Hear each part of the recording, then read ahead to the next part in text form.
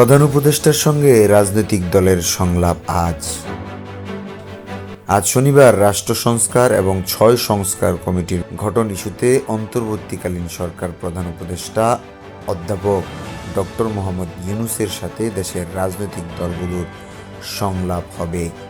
রাজধানীর হেয়ার রোডের প্রধান উপদেষ্টার সরকারি ভবন যমুনায় দুপুর ২:৩০টায় দেশের প্রধান রাজনৈতিক দল বিএনপিকে নিয়ে সংলাপ শুরু হবে।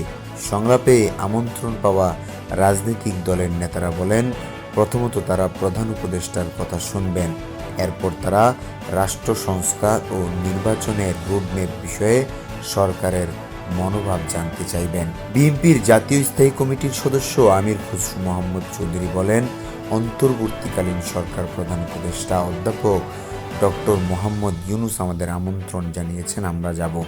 এই মুহূর্তে এর চেয়ে বেশি কিছু বলার নেই। গণতন্ত্র মঞ্চের নেতা গণসহিংস আন্দোলনের প্রধান সমন্বয়কারী জুনায়েদ সাকি বলেন, সংলাপে ডেকেছেন গণতন্ত্র মঞ্চ, সংলাপে যাবে। আজকের কথা থেকে মাহমুদ হাসান।